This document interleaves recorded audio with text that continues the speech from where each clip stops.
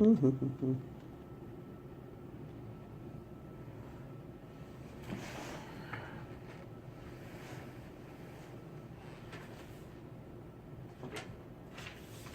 we are live. We're live? We're live.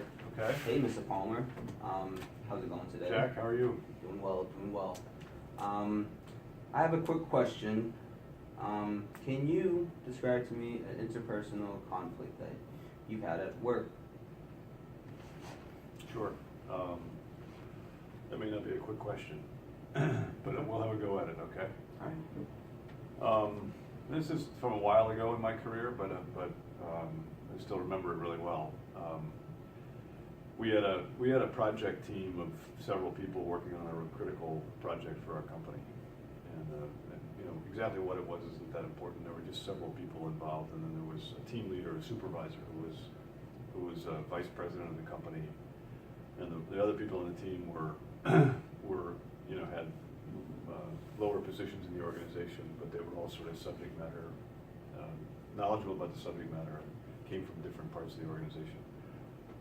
And it was a critical project in a fairly small company, so it had a lot of visibility. And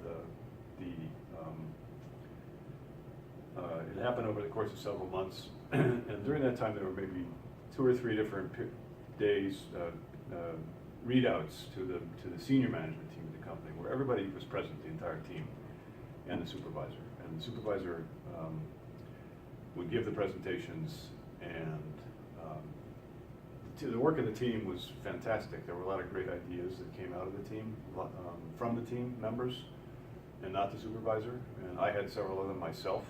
And the supervisor contributed, but the bulk of the ultimate solution that the team put together, the plan the team put together, was really the authorship of the team itself, as opposed to the supervisor. But the supervisor would present this as his work product, and took extraordinary credit for everything that came out of it. I mean, he deserved some credit because he was a team leader, but he gave really short shrift to the team members themselves, and would present sometimes very specific ideas as ideas that came from him, and that's the crux of the problem. And it was demoralizing for team members, and there's one person who actually left the company during that period of time because she felt that the treatment was unfair, and that the supervisor was getting an inordinate amount of credit, even though he wasn't the one who was actually, at the end of the day, coming up with the ideas that created the plan. So that made for a pretty powerful conflict. Well, thanks for your conflict. So the question I would have to say is, if you, before he presented this to the manager, did you know that he would present this as his own? No, I had no idea. You had no idea into it? No, it felt like we were all going into a big meeting, very important meeting. We were all tuned up for it and psyched about it, and we knew he was leading the presentation, but we didn't know that he would essentially claim effective credit for the entire project.